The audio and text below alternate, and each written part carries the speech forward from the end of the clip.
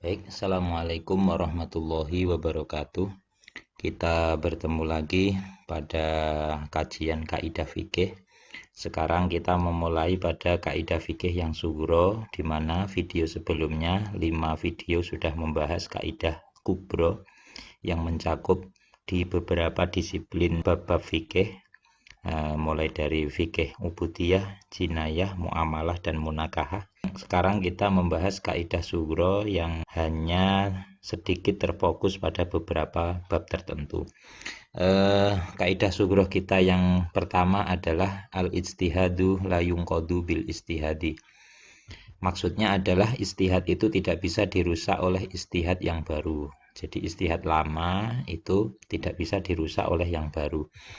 Kemudian kaidah dasar kita diambil yang pertama dari ijma' para sahabat Nabi. Yang kedua, dasar kaidahnya adalah adanya perbedaan ijtihad antara Abu Bakar dengan Sayyidina Umar tentang musyarakah, yakni penggabungan ahli waris. Musyarakah atau penggabungan ahli waris itu contohnya pada ini. Jadi ketika ada ahli waris Zaud itu suami, yang kedua ummi itu ibu, yang ketiga akhun li saudara seibu ketika dia 2 orang atau lebih, atau adanya ukhtun li saudari seibu juga, maksudnya seibu beda ayah. Kemudian yang C, atau adanya akhun lil plus ukhtun li Nah, mereka juga bersama akhun syakik. Syakik itu kandung, berarti saudara kandung. Bagian mereka Zaud mendapat bagian setengah, 1/6. Salah satu dari ABC ini semuanya dapat 1/3, dan sisanya akhun syakik adalah asobah bin nafsih, ain ba'nun, asobah bin nafsih. Asal masalah kita ambil dari kelipatan KPK dari penyebut masing-masing. Jadi 2, 6, 3 penyebut ini KPK-nya adalah 6. Setengahnya 6 mendapat 3. Kemudian 1/6-nya 6 mendapat 1. Kemudian yang nomor 3 ini mendapat 2. Nah, ini sudah 3, 2, 1. Berarti totalnya sudah 6. Berarti kalau akhun syakik mendapat asobah bin nafsih, dia nggak dapat bagian, maka 0. Nah, ini istihad dari Abu Bakar. Ini menurut Sayyidina Umar kurang tepat. Karena akhun syakik itu saudara kandung, jadi justru malah yang saudara kandung mayit malah 0. Nah, yang saudara seibu, yang nomor 3 ini, justru malah mendapatnya sampai 2 sahamnya. Nah, ini oleh Sayyidina Umar kemudian nanti digabung atau istilahnya musyarakah. Jadi Zaud bagiannya tetap 3, nah untuk Umi tetap 1. Nah, ini bagian 2-nya ini kita tarik digabung untuk akhun syakik juga. Nah, ini jadi akhun syakik digabungkan, diinclude pada kelompok yang nomor 3 ini, ukhtun li atau akhun li. Jadi akhirnya saham 2 itu dibagi kepada mereka bersama.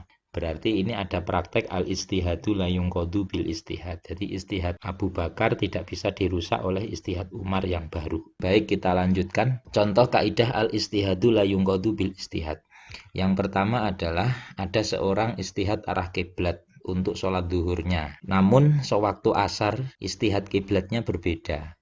Maka sholat duhurnya tidak perlu qadha meski kiblatnya berbeda. Jadi umpama dia bingung waktu di perjalanan pergi musafir, nah, istihad yang sholat duhurnya menghadap umpama selatan, kemudian pas asarnya menghadap ke barat. Nah, ini dua-duanya dianggap sah, jadi yang sholat duhur nggak usah diqadha karena menghadap selatan berdasarkan istihad juga. Istihad itu mencari arah kiblat bersungguh-sungguh loh ya, ora syukur ngarang atau gimana lah, perasaan firasat lah, itu nggak boleh. Yang namanya istihad itu perlu dalil, perlu bukti untuk yang konkret dan kuat, valid.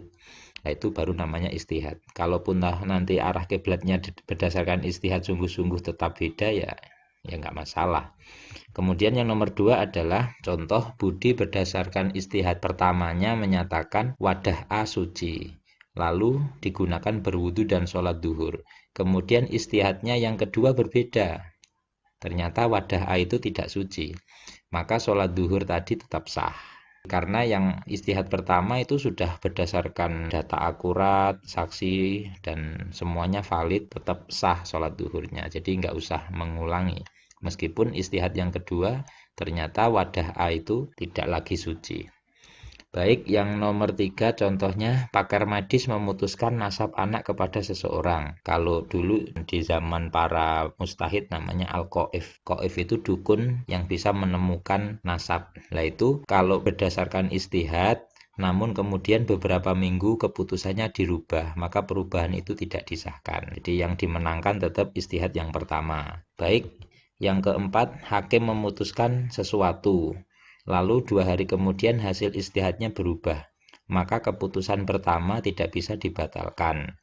Namun perubahan istihad yang baru bisa dipakai untuk kasus yang baru juga. Jadi maksudnya begini ya, umpama hakim 1 bulan yang lalu memutuskan daerah ini wajib lockdown. 1 bulan kemudian menyatakan istihad baru bahwa tidak perlu lockdown. Nah, jadi untuk yang kasus lama ya tetap disahkan tapi untuk waktu yang saat itu. Nah, sedangkan yang istihad kedua sekarang tidak perlu lockdown ya untuk hari atau bulan yang saat ini. Jadi berlaku untuk saat ini.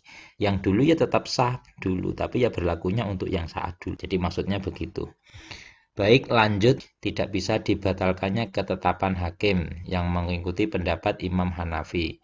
Seperti 1. Membolehkan zakat dengan uang, tapi dengan syarat senilai beras kurang lebih 3,8 kilo. Karena 1 soknya madhab Hanafi itu segitu. Kalau 1 soknya madhab Syafi'i kan 2,5 atau 2 kilo tujuan.